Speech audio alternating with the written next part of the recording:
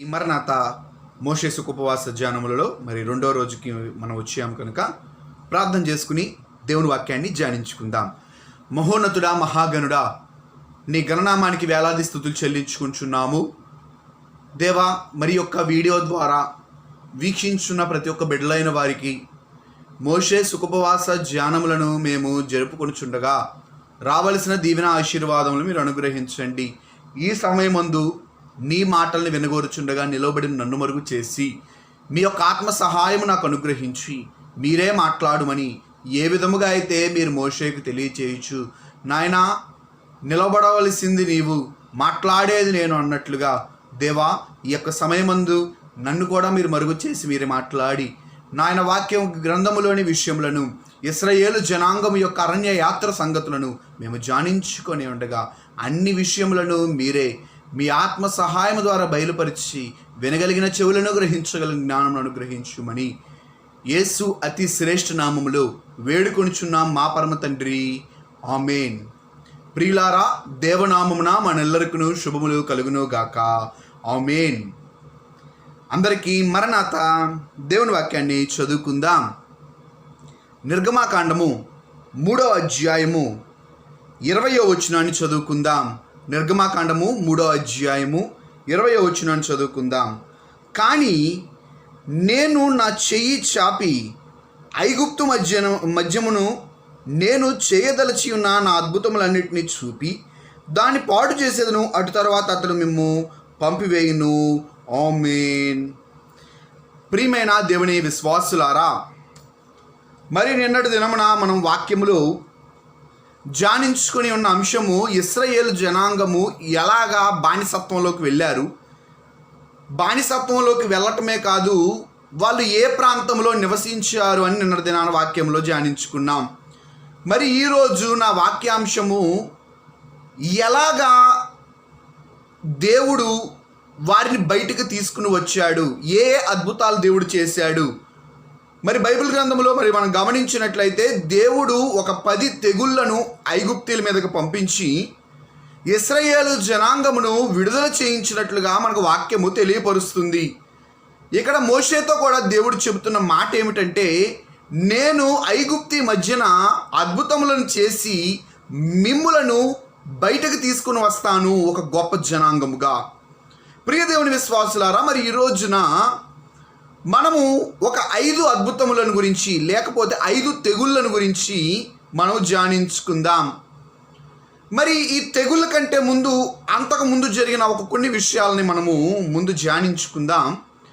మరి నిన్నటి దినాన మనం చూసాం వాక్యములో, యోసేపు మరణించిన తర్వాత మరి అతన్ని ఎరుగని రాజు వచ్చి ఇశ్రాయేలు జనాంగం మీద శ్రమను పెంచాడు. అనగా రాజు భయపడ్డాడంటే ఇశ్రాయేల్ జనాంగమును చూచి.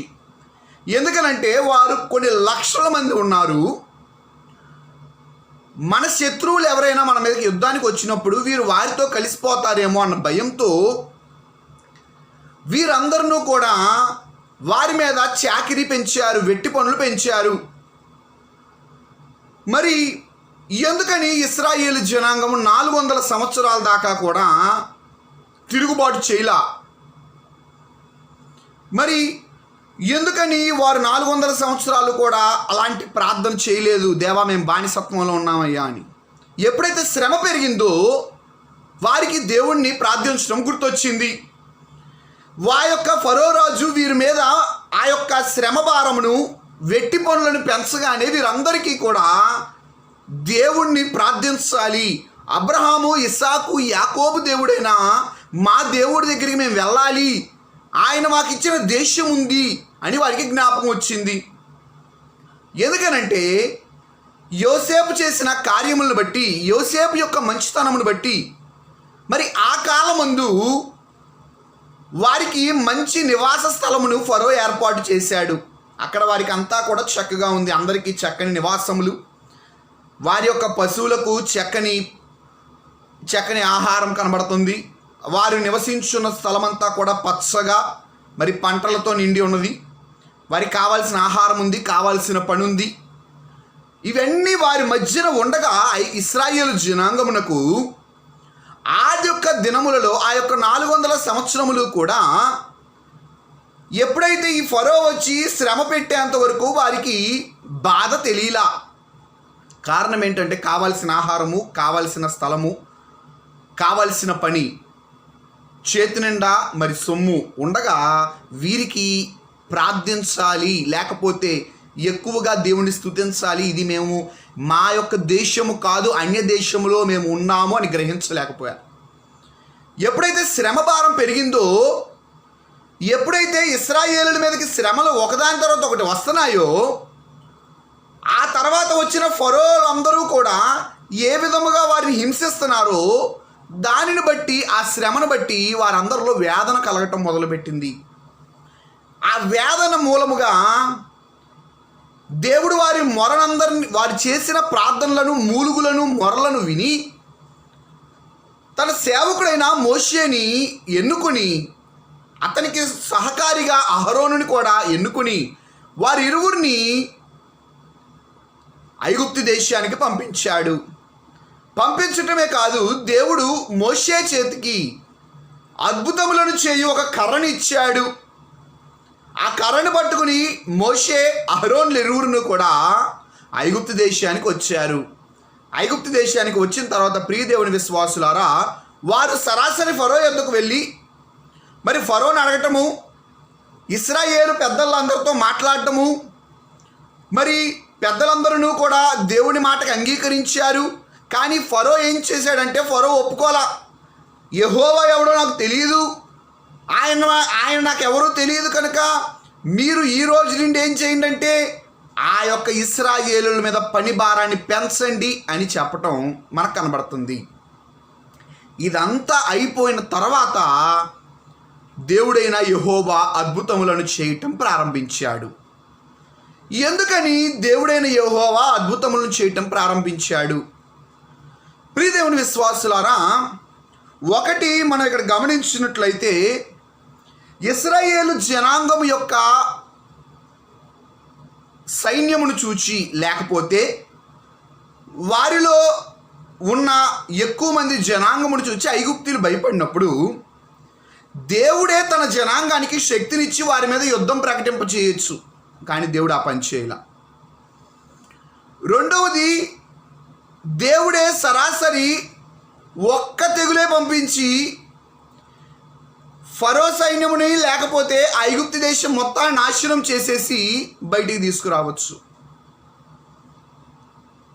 లేదు, దేవుడు వారందరినీ కూడా నాశనం చేసేసి ఆ ఐగుప్తు దేశాన్ని వీళ్ళకి ఇచ్చేయచ్చు. ఎలా అయితే అమోరీయులు, పెర్జీయులు నివసించు కానాను దేశంలో ఇచ్చాడో ఈ యొక్క దేశాన్ని కూడా ఇచ్చివేయచ్చు. కానీ దేవుడు అలా కూడా చేయలా. దేవుడు వారి మధ్య నుండి ఇశ్రాయేలీని తీసుకురావాలి. ఇశ్రాయేల్ యుద్ధం చేయకూడదు, యుద్ధం చేయకుండా వారిని బయటికి తావాలి. ఇశ్రాయేలీలు తెలుసుకోవాలి మా దేవుడు గొప్పవాడని, ఐగుప్తీయులు కూడా తెలుసుకోవాలంట మా దేవుడు గొప్పవాడు. ఇశ్రాయేలీలు తెలుసుకోవాలి మా దేవుడు గొప్పవాడని, ఐగుప్తీయులు తెలుసుకోవాలి ఏమనంటే యెహోవాయే గొప్ప దేవుడు, మా దేవుళ్ళ కన్నా కూడా యెహోవాయే గొప్ప దేవుడు అని తెలుసుకోవాలి. ప్రియదేవుని విశ్వాసులారా, ఎందుకనంటే ఐగుప్తీ యొక్క సంస్కృతి ఎలాంటిది అంటే, వారికి అనేక మంది దేవతలు, దేవుళ్ళు ఉండేవారు. వారందరూ కూడా విగ్రహారాధకులు, ప్రతి ఒక్క విగ్రహాన్ని పూజించేవారు.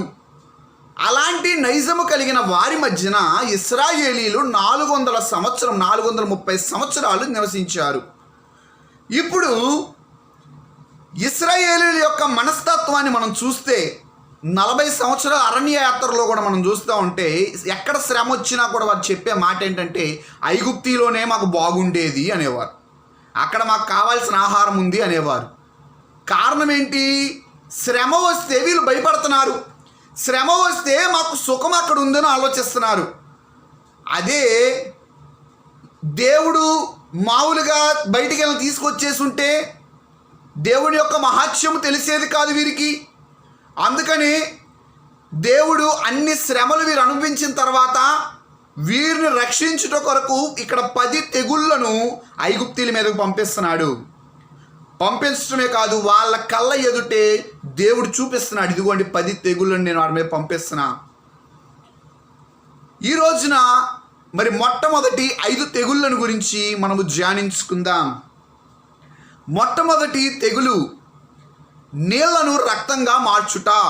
నిర్గమాకాండము 7వ అధ్యాయము 17వ వచనం నుండి 24వ వచనం వరకు మనం చూస్తే, మరి మోషేకు దేవుడు ఆజ్ఞ ఇచ్చి ఆ యొక్క కర్రతో ఆ యొక్క నీళ్ళ దగ్గర కొట్టినప్పుడు ఆ ఏటిలో ఉన్న చేపలన్నీ చచ్చిపోయి ఆ ఏరంతా రక్తంగా మారిపోవటం, ఆ యొక్క నీళ్ళంతా రక్తంగా మారిపోవటం, అందులో ఉన్న జలచరములన్నీ చనిపోవటము మనకు కనబడుతుంది. ప్రియదేవుని విశ్వాసులారా, ఇక్కడ దేవుడు ఎందుకని ఆ యొక్క నీళ్ళను రక్తంగా మార్చాడు అని మనం చూస్తే, మొట్టమొదటిది దేవుడి యొక్క ప్రణాళిక లేకపోతే దేవుడి యొక్క ఆలోచన ఏమిటంటే, ఇశ్రాయేలు జనాంగానికి ఐగుప్తీ జనాంగానికి కూడా ఏమి తెలియాలంటే, ఐగుప్తీ దేవుళ్ళందరికంటే కూడా నేను గొప్పవాడిని అని నా జనాంగం తెలుసుకోవాలి. ఐగుప్తీలు అనేక మంది దేవుళ్ళు ఉండవచ్చు, కానీ నేను ఒక్కడిగానే ఉండవచ్చు, కానీ వారందరికంటే కూడా నేనే గొప్పవాడినని నా జనాంగం తెలుసుకోవాలని ఈ యొక్క 10 అద్భుతములను లేకపోతే ఐగుప్తీల మీద పంపించిన 10 తెగుళ్లను దేవుడు కనపరుస్తున్నాడు. మొట్టమొదటి తెగులైన నీళ్ళను రక్తంగా మార్చడంలో మనం చూస్తే, ఐగుప్తీ జనాంగమునకు నీళ్ళకి ఒక దేవుడు ఉన్నాడు. అంటే ఆయన పేరు హపి. హపి అనే ఆయన పేరు హపి అంటే ఈయన ఎవరోనంటే నైలు నది యొక్క దేవుడు అండి. అదేవిధంగా ఈయన చేసే పని ఏంటంటే ఐగుప్తు దేశం మొత్తానికి కూడా నీళ్ళనిచ్చేవాడు. ఈయన నీళ్ళనిచ్చే దేవుడు. మనం కూడా చూస్తూ ఉంటే వరుణ దేవుడు అంటాం, మనం సూర్య భగవానుడు అంటారు, అదేవిధంగా లక్ష్మీదేవి డబ్బులు ఇవ్వటానికి ఇట్లా చెప్పుకున్నట్లుగా ఈ యొక్క ఐగుప్తు జనాంగమునికి కూడా నీళ్ళనిచ్చే దేవుడి పేరు ఏంటంటే హపి. అదేవిధంగా ఈ యొక్క ఐగుప్తు జనాంగంలో నదులన్నింటినీ రక్షించే దేవుడు ఎవరంటే కనూమ్ అని ఆయన నదులన్నింటినీ రక్షిస్తాడు. అదేవిధముగా ఒసిరిస్ అనే దేవుడు ఏం చేస్తాడంటే, ఈ యొక్క నైలు నది తన యొక్క రక్త ప్రవాహములాగా కనబడుతుంది. అంటే ఒసిరిస్ అనే ఆయన ద్వారా ఈ నైలు నది అన్నది ప్రవహించడం మనకు కనబడుతుంది. ఈ ముగ్గురును కూడా నదీ దేవుళ్ళై ఉన్నారు అక్కడ. ఇప్పుడు ప్రియదేవుని విశ్వాసులారా, ఎప్పుడైతే మోషే ఆ యొక్క కర్రతో ఆ యొక్క ఏటి ఒడ్డును కొట్టగా ఆ ఇందులో ఉన్న జలచరాలని చచ్చిపోయి ఆ నీరంతా కూడా రక్తమైపోయిందో, అక్కడ దేవుడు ఏమని చూపిస్తున్నాడంటే ఒక ఆశ్చర్య కార్యము, మీ దేవుడైన ఆ నదీ దేవుళ్ళ కంటే కూడా నేను గొప్పవాణ్ణి అని చూపిస్తున్నాడు. ఆయన ఎప్పుడైతే ఈ చూపించాడో వెంటనే ఫరో దగ్గర ఉన్న శకునగాండ్రు మంత్రులు కూడా ఏం చేస్తున్నారంటే, వారి కర్రలతో కొట్టగా అవి కూడా అంటే ఏమైపోయినాయి, నీళ్ళు ఎర్రగా మారిపోయినాయి. ప్రియదేవుని విశ్వాసులారా, మారిపోయిన తర్వాత కానీ యెహోవా దేవుని యొక్క గొప్పతనం ఇక్కడ బయలుపరచబడ్డానికి మనం చూస్తే 7వ అధ్యాయము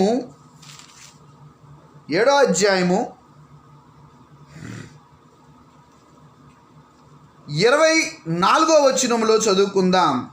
అయితే ఐగుప్తీలందరూ ఏటి నీళ్లు త్రాగలేక త్రాగునీళ్ళ కొరకు ఏటి ప్రక్కలను తవ్విరి.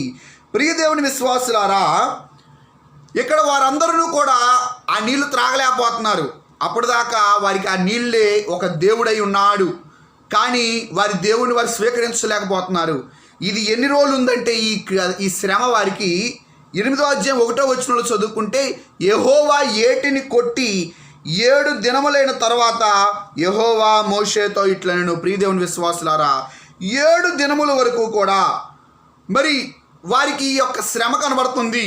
ఆ యొక్క నీరంతా కూడా రక్తమైపోయింది, ఆ ఏరు కంపు కొడుతుంది, తాగలేకపోతున్నారు. ఇంకా దాంట్లో నుండి చిన్న చిన్న పిల్ల కాలువలు తవ్వుకుని వారు త్రాగుతున్నట్టు మనకు కనబడుతుంది. అంటే దేవుడు ఇక్కడ ఏం ఆశ్చర్యం చూపిస్తున్నాడంటే, మీ నదీ దేవుళ్ళ కంటే నేను గొప్పవాడిని.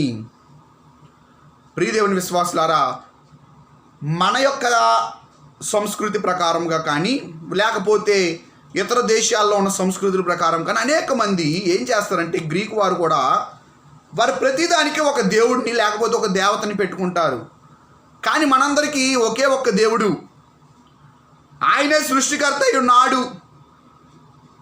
ఆయనే తన యొక్క కుమారుని పంపించి ఈ లోకానికి రక్షణ తీసుకొచ్చి ఈ కాలమందు మరలా మన మధ్యలో నివసిస్తూ మనల్ని రాకడ సిద్ధపరుస్తున్న దేవుడు. మనము త్రిత్వాదివారం అప్పుడు కూడా చెప్పుకున్నాం, దేవుడి యొక్క పనులు వేరు కానీ ఆయన ఒక్కడై ఉన్నాడని. ఆయన ఒక్కడిగా ఉన్న అనేక పనులు చేయగలిగిన శక్తి సామర్థ్యము కలిగిన దేవుడు మన దేవుడు అని రుజువుపరచడానికి ఈ ఆశ్చర్య కార్యాలన్నీ దేవుడు చేస్తున్నాడు. మరి అందుకని ఈ యొక్క మొదటి అద్భుత కార్యం ద్వారా దేవుడు తెలియజేస్తుంది ఏంటంటే, మీ నదీ దేవుళ్ళ కంటే నేనే గొప్పవాడిని అని ఆయన రూఢిగా ఇక్కడ తెలియజేస్తున్నాడు. ఇక్కడ ఫరో హృదయం ఏమైపోయిందంటే కఠినమైపోయింది. నీ యొక్క దేవుడే కాదు, మా మంత్రులు కూడా ఈ యొక్క విద్యను చేశారు కాబట్టి ఇది గొప్ప కార్యం కాదు అనుకుని ఫరో హృదయం కఠినమైపోయింది. ప్రియదేవుని విశ్వాసులారా, రెండవ అద్భుతాన్ని మనం చూస్తే కప్పల్ని పంపించుట. 8వ అధ్యాయము 2వ వచనం నుండి 15వ వచనం వరకు మనం చదువుకుంటే, అక్కడ ఐగుప్తి దేశమంతా కూడా కప్పలు ప్రబలని, అంటే కప్పలు వచ్చేసే మొత్తం ఈ కప్పలు వచ్చి వారందరూ కూడా కప్పల ద్వారా ఇబ్బందులు పడ్డారు. వారు ఎక్కడ నివసించినా కూడా అక్కడ కప్పలు ఉన్నాయి. వారి ఇళ్లల్లో, వారి యొక్క గదులలో, వారు ఏ స్థలంలో ఉన్నా, పొలములో ఉన్నా అక్కడ ప్రతి చోట కూడా కప్పలు కనబడుతున్నాయి. ప్రియదేవుని విశ్వాసులారా, దేవుడు ఇక్కడ ఎందుకని కప్పల్ని పంపించటము లేకపోతే ఈ యొక్క కప్పల చేత వారిని బాధించడం మనకు కనబడుతుందంటే, వాళ్ళ యొక్క ఐగుప్తీలు పూజించే మరొక దేవుడు ఎవరంటే హెకెట్. హెకెట్ అనగా ఈయనకి కప్ప తలకాయ ఉంటుంది. అంటే మనకి ఎట్లా అయితే కొన్ని చోట్ల మనం చూస్తూ ఉంటాం, మనిషి శిరస్సు మొత్తం శరీరం అంతా మనిషిదే, కానీ శిరస్సు ఎట్లా మారిద్దో ఈ దేవుడికంట శిరస్సు ఎట్లా ఉంటుందంటే కప్ప ముఖం ఉంటుంది. ఈయన పేరు హెకెట్. ఈ దేవుడిని బట్టి దేవుడు ఇక్కడ కప్పల్ని పంపించటము మనకు కనబడుతుంది. అంటే వారి యొక్క దేవుణ్ణి వారి మీద ఒక శత్రువుగా దేవుడు మార్చాడు. కప్పలు వారికి ఉన్న వారి ఇళ్ళలో అన్ని చోట్ల కనబడుతున్నాయి. ప్రియదేవుని విశ్వాసులారా, ఈ హెకెట్ అనే దేవుడు వారు దేనికి పూజిస్తారంటే సంతానం కలగటానికి ఈ యొక్క దేవుణ్ణి వారు ఆరాధించడం మనకు కనబడుతుంది. కనుక ఈ హెకెట్ అనే దేవుణ్ణి ఆయన గొప్పతనము ఏమీ లేదు అని రుజువు చేయటానికి దేవుడు ఇక్కడ ఈ కప్పల్ని వారందరి దగ్గరికి పంపించాడు. అందరిళ్ళలోకి, ఐగుప్తీలందరిళ్ళలోకి పంపించడమే కాదండి, ఫరో మరి ఇక్కడ విషయాన్ని మనం చూస్తే 8వ అధ్యాయంలో మరి అవే కప్పలు చనిపోవటం కూడా మనకు కనబడుతున్నాయి. 8వ అధ్యాయము 9వ వచనాన్ని చదువుకున్నట్లయితే, అందుకు మోషే, నన్ను గెలిచినట్టుగా నీ వచ్చేంపవచ్చును, ఈ కప్పల శేషము ఏటిలోనే ఉన్నట్లును అవి నీ మీదను నీ ఇండ్లలోనూ ఉండకుండా చంపబడినట్లు నీ కొరకు, నీ సేవకుల కొరకును, నీ ప్రజల కొరకును నేను ఎప్పుడు వేడుకొనవలనో చెప్పుమని ఫరోను అడుగగా, అతడు రేపే అనెను.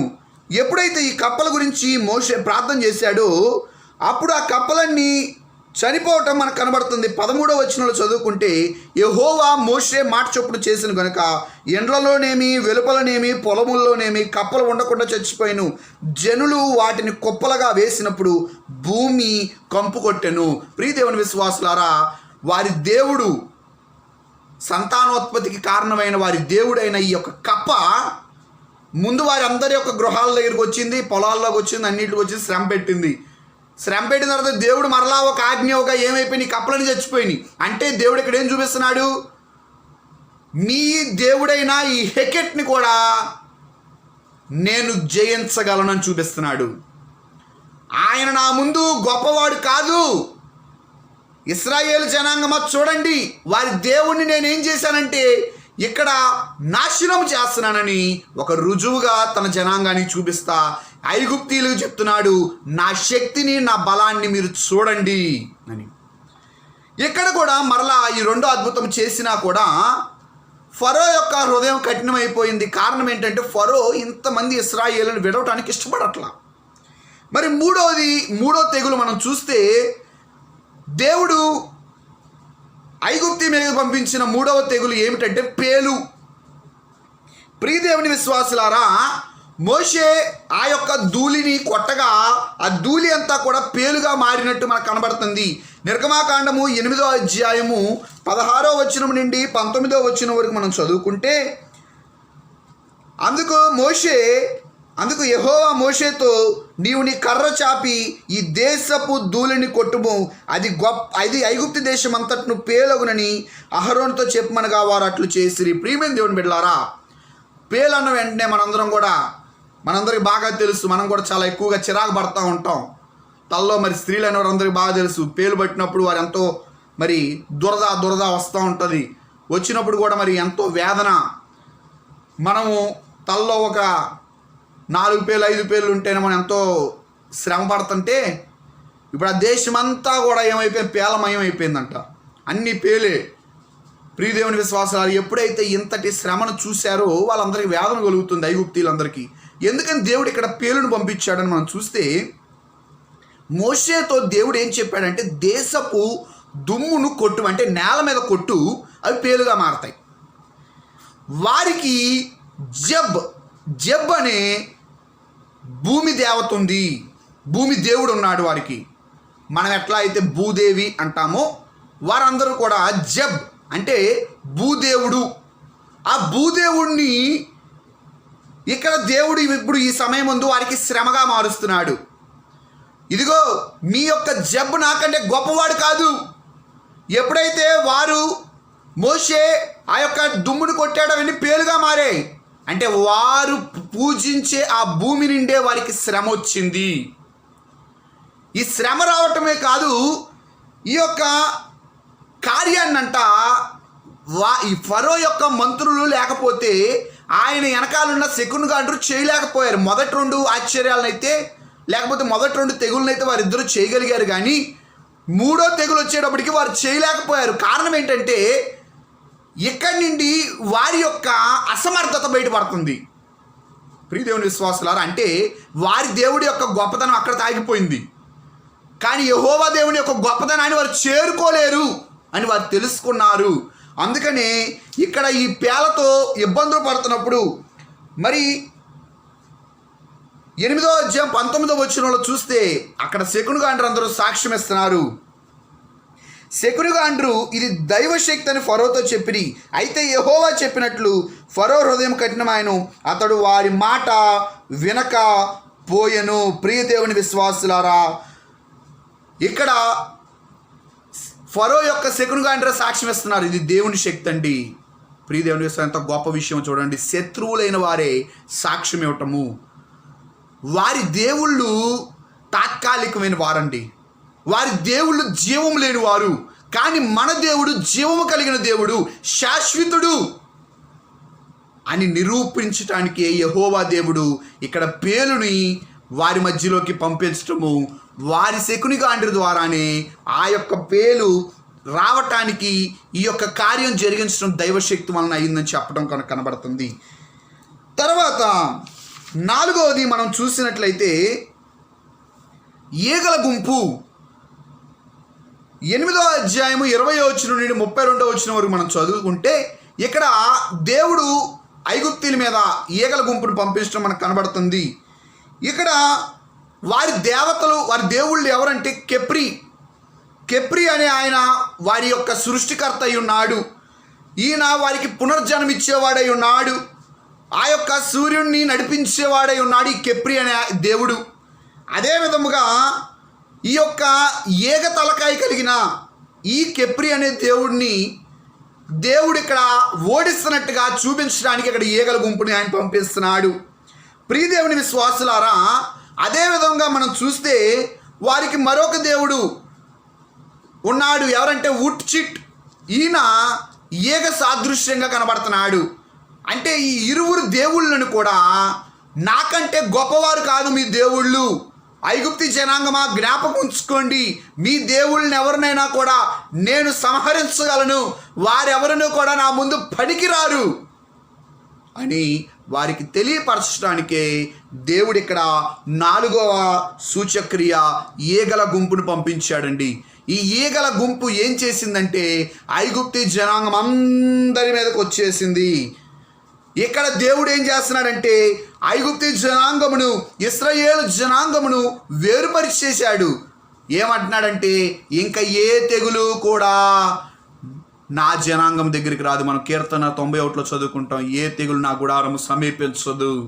నిజమే, మొదటి 3 తెగుల దగ్గర కొంచెము ఇశ్రాయేలు శ్రమపడిన దేవుడు 4వ తెగులు నుండి మాత్రం తెలియజేస్తుంది ఏంటంటే ఏ తెగులు కూడా మీ దగ్గరికి రాదయ్యా, నేను వాటి నుండి వేరు చేశాను, ఐగుప్తీల మీద నేను అన్ని తెగులను పంపిస్తానని ఇక్కడ 8వ అధ్యాయం 20వ వచనం నుండి 32వ వచనం వరకు మనం చదువుకున్నప్పుడు కనబడతా ఉంటుంది. 23వ వచనంలో చదువుకుంటే నా ప్రజలను నీ ప్రజల నుండి ప్రత్యేకపరిచెదను, రేపు ఈ సూచక క్రియ జరుగునని యెహోవా సెలవిచ్చున్నాడు. ప్రియదేవుని బిడ్డలారా, ఈగల గుంపంట ఫరో ఇంట్లోకి వెళ్ళిపోయింది, సేవకుల ఇంట్లోకి వెళ్ళిపోయింది, ఆ దేశమంతా వ్యాపించిపోయింది. ఆ యొక్క ఈగల గుంపుల వలన ఆ దేశమంతా కూడా చెడిపోయింది, పాడైపోయింది. మనము చూసినట్లయితే ఇళ్లల్లో ఈగలుంటే ఎంత చిరాగ్గా ఉంటుందో మనందరికీ తెలుసు. వర్షాకాలం వస్తే మనం ఏదైనా కింద పడేసినప్పుడైనా ఈగలు బహుగా వచ్చేస్తూ ఉంటాయి. ఈ యొక్క ఈగల ద్వారా ఎంతో చిరాగ్గా ఉంటుంది. ఇప్పుడంట ఎలా ఉందంటే వారి నివాసాల్లో, వారి యొక్క పొలాల్లో ప్రతి చోట ఈగలే. వీళ్ళందరికీ ఎంత వేదన కలుగుతుందో. అప్పుడు దాకా ఈగ గొప్ప దేవుడు వాళ్ళకి, కానీ ఆ రోజు తెలిసింది ఈ యొక్క ఈగే మా మీద ఈరోజు శ్రమగా మారింది. ఈ ఈగ మాకు దేవుడు ఈ రోజు నుండి ఈ ఈగ మాకు శ్రమనిస్తుంది. మా దేవుడిని సైతము ఇలా మార్చగలిగాడు, మా దేవుడిని సైతము ఆయన ఓడించగలిగాడు అని వారందరూ కూడా దేవుని యొక్క గొప్పతనాన్ని తెలుసుకోవాలని యెహోవా దేవుడు ఇక్కడ వారికి సృష్టికర్త అయిన కెప్రీని, ఉట్చిట్ని, వారు ఏమి నన్ను చేయలేరు, వారు నాకంటే తక్కువ, వారు అసలు దేవుళ్ళే కాదు అని నిరూపించడానికి ఈ సూచక్రియను దేవుడు జరిగిస్తున్నాడు. అందుకనే ప్రియదేవుని బిడ్డలారా, ఇక్కడ ఫరో చెప్తాడు, అయ్యా మోషే, ఈ యొక్క ఈగల గుంపు నా దగ్గర నుండి పోవాలని నువ్వు యెహోవాని వేడుకో అయ్యా అని చెప్పినప్పుడు మోషే దేవుని మరలా వేడుకుంటాడు. 8వ అధ్యాయం 29వ వచనంలో చదువుకుంటే, అందుకు మోషే, నేను నీ యొద్ద నుండి వెళ్ళి రేపు ఈగల గుంపులు ఫరో యొద్ద నుండి, అతని సేవకుల యొద్ద నుండి, అతని జనుల యొద్ద నుండి తొలగిపోనట్లు యెహోవాను వేడుకొందును గాని యెహోవాకు బలి అర్పించడానికి ఫరో జనులను పోనీయక ఇకను వంచన చేయకూడదని చెప్పాను. ప్రియదేవుని బిడ్డలారా, ప్రార్థన చేశాడు, ఆ యొక్క ఈగల గుంపు అంతా పోయింది. కానీ ఫరో హృదయం మరలా ఏమైపోయిందంటే కఠినం అయిపోయింది. దేవుడు అన్నీ చూస్తున్నాడండి. దేవుడు చూస్తా, సరే నేను ఇంకో సూచక్రియం చేస్తా, నేను ఇంకో సూచక్రియం చేయడానికి సిద్ధంగా ఉన్న కారణం ఏంటంటే వారికి అంతమంది దేవతలు దేవుళ్ళు ఉన్నారండి. వారు అంత విగ్రహారాధకులు. ఇప్పుడు వారందరి దేవతల్ని దేవుళ్ళు నా ముందు గొప్పవారు కాదని నిరూపించుకోవడం కొరకు దేవుడు ఇక్కడ 4వ కార్యంగా ఈగల గుంపును పంపించాడు. తర్వాత ఆ ఈగల గుంపు వెళ్ళిపోయింది. తర్వాత 5వదిగా దేవుడు ఇక్కడ ఏం చూపిస్తున్నాడంటే, 5వది పశువులకు తెగులు. ప్రియదేవుని బిడ్డలారా, పశువులను అంటే మన దగ్గర ఉండే ఆవుని, వీటిని పూజించడం మనకి ఎక్కువ కనబడుతుంది. ఐగుప్తులు కూడా మనం చూస్తూ ఉంటే ఆవును పూజించేవారంట. వారికి ఈ యొక్క ఆవుకు సంబంధించిన తలకాయ కలిగిన ఒక దేవుడు ఉండేవాడు. ఆయన పేరు ఏమిటంటే హతోర్. ఈ యొక్క హతోర్ అనేది దేవతకి ఆవు తలకాయ ఉంటుంది. హతోర్ అనే దేవతకి ఆవు తలకాయ ఉండటము, ఈమె పని ఏమిటంటే వారి మధ్యన ఉండి వారిని కాపాడే పని ఈ దేవత పని. అందుకని వీరు ఈ దేవతను పూజించడం అంటే ఆవుల్ని, పశువుల్ని వీరు ఎక్కువగా కూడా పూజించడం మనకు కనబడుతుంది. అదేవిధంగా ఇంకా ఇంకా దేవతలు ఉన్నారు, వారికి ఆవు తలకాయలు కలిగి లేకపోతే ఎద్దు తలకాయలు కలిగిన దేవతలు అమోను, నెవిస్, ఏటా, పటా అనేవారు. వీళ్ళందరూ కూడా ఆవు తలకాయలు లేకపోతే ఎద్దు తలకాయలు, ఎద్దు స్వరూపాలు కలిగిన దేవతలు వీళ్ళందరూ ఉండేవారు. ఇప్పుడు దేవుడు 5వదిగా సూచక్రియ ఏం చేస్తున్నాడంటే ఇక్కడ 9వ అధ్యాయంలో మనకు కనబడుతుంది. ఇక్కడ ఏమిటంటే 9వ అధ్యాయము 1వ వచనం నుండి 7వ వచనం వరకు చదువుకుంటే అక్కడ దేవుడైన యెహోవా వారి యొక్క పశు సంపద అన్నింటినీ నాశనం చేస్తున్నాడు. పశు సంపద అన్నింటి మీదకి గొప్ప తెగులు వచ్చేసింది. 9వ అధ్యాయం 3వ వచనంలో చదువుకుంటే, ఇదిగో యెహోవా బాహుబలము పొలములోనున్న నీ పశువుల మీదకిని, నీ గుర్రముల మీదకిని, గాడిదల మీదకిని, ఒంటెల మీదకిని, ఎద్దుల మీదకిని, గొర్రెల మీదకిని వచ్చును, మిక్కిలి బాధాకరమైన తెగులు కలుగును. ప్రియదేవుని బిడ్డలారా, వారి దగ్గర ఉన్న అన్ని పశువుల మీదకి కూడా, వారికి ఉపయోగకరమైన అన్ని పశువుల మీదకి కూడా తెగులు వచ్చేసింది. తెగులు వచ్చినప్పుడు అంట అవన్నీ ఏమైపోయినాయి, చచ్చిపోయినాయి. ఆ కింద వచనంలో చదువుకుంటే 5వ వచనములో, మరియు యెహోవా కాలం నిర్ణయించి రేపు యెహోవా ఈ దేశంలో ఆ కార్యము జరిగించునను, మరునాడు యెహోవా ఆ కార్యము చేయగా ఐగుప్తీయుల పశువులని చచ్చను కానీ ఇశ్రాయేలుల పశువులు ఒక్కటి చావల. ఇందాక 4వ అద్భుతంలో దేవుడు చెప్పాడు ఏమనంటే, నేను నా జనాంగాన్ని ప్రత్యేకపరుస్తాను, ఇంకా వారికి ఏ శ్రమ ఏ తెగులు రాదన్నట్లుగా. ఇక్కడ మనం చూస్తే 9వ వచనంలో 9వ అధ్యాయంలో ఏమని రాయబడిందంటే 5వ సూచక్రియలో ఐగుప్తీయుల పశువులని చచ్చిపోయినాయి, కానీ ఇశ్రాయేలుల పశువుల్లో ఏది కూడా చావలా. అప్పుడు ఫరో ఎంతో వేదన పడ్డాడు. ఆ యొక్క 7వ వచనంలో చదువుకుంటే ఫరో ఆ సంగతి తెలుసుకొని పంపినప్పుడు ఇశ్రాయేలుల పశువుల్లో ఒక్కటి చావలేదు. ఆ వేదనతో ఆయనకి ఏమొచ్చిందంటే దేవుడి మీద ఇంకా కోపం వచ్చేసింది. అయినను అప్పటికి ఫరో హృదయము కఠినమైనందున జనులను పంపకపోయిను. ప్రియదేవుని విశ్వాసులారా, ఈ యొక్క 5వ దేవతని కూడా, హతోర్ అనే ఈ దేవతని కూడా దేవుడు ఇక్కడ జయించాడు. హతోర్ అనే దేవత నాకని గొప్పది కాదు. మీ యొక్క పశువులు కానీ మీరు వాటి దేవతలుగా చూస్తున్నారు, కానీ వాటిని కలుగు చేసిన వాడిని నేను, సృష్టికర్త నేను, మీరు తెలుసుకోండి. నేనే గొప్పవాణ్ణి, యావత్ సృష్టిని కలుగు చేసిన వాడిని. అవన్నీ కూడా నా చేతి పనులయ్యా, మీరు ఎందుకు వాటిని పూజిస్తున్నారు? ఇశ్రాయేలు జనాంగమా, మీరు వాటి జోలికి పోకండి. అవన్నీ నా చేతి పనులు మాత్రమే, నేను కలుగు చేసినవి అవన్నీ. ఆ రాళ్ళైనా, ఆ యొక్క పశువులైనా, ఈగలైనా ప్రతి ఒక్కటి నేను కలుగు చేసినవే తప్ప ఆ భూమికి కానీ లేకపోతే ఆ యొక్క పశువులకు కానీ ఎటువంటి శక్తి లేదు. వాటి శక్తి అంతా కూడా నిర్జీవమైంది. నేను జీవము కలిగిన దేవుణ్ణి అని ఆయన చూపించుకుంటూ కొరకు తన జనాంగం మధ్యన ఈ యొక్క గొప్ప కార్యాలు జరిగించచ్చు ఐగుప్తీ జనాంగం మీద ఈ యొక్క 10 తెగుళ్ళను పంపించాడు. ఈ 10 తెగుళ్ళు కూడా వారి దేవతలు ఆయన కంటే గొప్పవారు కాదు అని నిరూపిస్తున్నాయి. కనుక ప్రియదేవుని విశ్వాసులారా, మన దేవుడు ఆశ్చర్యకరుడు, గొప్పవాడు, సృష్టికర్త. తన నోటి మాట చేత యావత్ సృష్టిని కలుగు చేసి తన యొక్క చేతి పనిగా నరుని చేసిన దేవుడు ఈ రోజున నీ యొద్ద నిండైనా నా యొద్ద నిండైనా ఏం కోరుకుంటున్నాడంటే ఆయనను పూజించడం, ఆయన్ని సేవించడం. కానీ ఇశ్రాయేల్ జనాంగం ఇన్ని అద్భుతాలు, ఇన్ని ఆశ్చర్యాలు చూసినా ఆయన్ని అనేక పర్యాయాలు సేవించడం మాని విగ్రహారాధన జోలికి పోయారు. దేవుడి కంటే కూడా లోకాన్ని ప్రేమించారు. మనం అటువంటి వారముగా ఉండక మరి ఇప్పుడు వరకు 5 తెగుళ్ళను చూసాం. ఈ 5 తెగుళ్ళలో కూడా మరి ఇశ్రాయేలు జనాంగము ఏమి తెలుసుకోవాలని దేవుడు చెప్పాడంటే, ఆ ఐగుప్తి దేవతల కంటే నేను గొప్పవాడిని, నా దగ్గరకు కూడా ఆ దేవతలు కానీ దేవుళ్ళు కానీ దరిచేరలేరు అని ఆయన ఇక్కడ రుజువు చేసినట్లుగా మనము కూడా తెలుసుకుని లోకము కంటే, లోక సహవాసము కంటే, అన్నిటికంటే ప్రాముఖ్యత మనం దేవుడికి ఇద్దాం, దేవుణ్ణి గణపరుద్దాం, ఆయన్ని మహిమపరుద్దాము.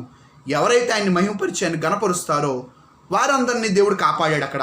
అలాగే ఈ రోజున ఎన్ని శ్రమలు వచ్చినా, ఎన్ని ఇబ్బందులు వచ్చినా ఆయనను స్తుతించి ఆయన గణపరిచినట్లయితే మనల్ని కూడా ఆయన కాపాడతాడు. కనుక మరి ఈ రోజున ఎలా అయితే మనం 5 తెగుళ్ళను గురించి ధ్యానించుకున్నామో, రేపటి దినాన మరి ఒక 5 తెగుళ్ళను గురించి ధ్యానించుకుందాం. కనుక ప్రభు కృప మనెల్లరికును తోడై నడిపించునుగాక. ఆమేన్.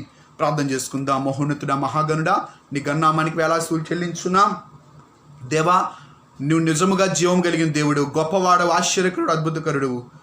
కానీ మానవ తప్పిదములు, మానవుని ఆలోచన నీకు దూరముగా వెళ్ళిపోయినప్పటికీ మానవుని మరలా దగ్గర చేసుకునే కొరకు నీవు అనేక ఆశ్చర్యాలను జరిగిస్తున్నావు. ఇశ్రాయేల్ జనాంగమును శ్రమలోకి వెళ్తారని నువ్వే చెప్పావు, కానీ మరలా వారు శ్రమలో ఉన్నప్పుడు నీవే బయటికి తెస్తున్నావు. ఎంత గొప్ప దేవుడు నాయన, ఎన్నో ఆశ్చర్యాలు జరిగిస్తున్నావు. నీ దేవుడు ఆశ్చర్యకరుడు, నీ దేవుడు గొప్పవాడు అని అన్యులు సైతము నాయన, వ్యతిరేకులు సైతము, శత్రువులు సైతము సాక్ష్యం ఇచ్చే విధముగా మీరు ఐగుప్తీల మధ్యన ఈ జరిగించి ఉన్న 10 తెగుళ్ళు నాయన ఎంతో గొప్పవి. ఇశ్రాయేలు జనాంగము ఏ విధముగా నీ తట్టు తిరిగి ఉన్నారు, వారు ఆశీర్వదింపడ్డారు. మేము కూడా నీ తట్టు తిరిగి ఆశీర్వదింపడగల ధన్యత మాకును మీరు అనుగ్రహించమని, ఈ కాలంలో కరోనా వ్యాప్తి చెందుతున్నప్పటికీ ఏ తెగులు నీ గుడారం సమీపించుతున్నట్లు, మా దగ్గరికి ఏ తెగులు రాకుండా మీరు కాపాడుతున్నట్లు, ఆ కాలంలో మీరు ఎట్లా మా ఇశ్రాయేలును కాపాడారో ఈ కాలంలో మీరు మమ్మల్ని కాపాడుతున్న దేవా మీకు స్తుతులను చెల్లించుకొనుచున్నాము. రాకడ పర్యాంతము నీ కృప, నీ యొక్క ప్రేమ, నీ సహవాసం మాకు తోడుగా ఉంచి నడిపించుమని యేసు అతి శ్రేష్ఠ నామములో వేడుకొనుచున్నాం మా పరమ తండ్రి. ఆమేన్. అందరికీ మరణాత.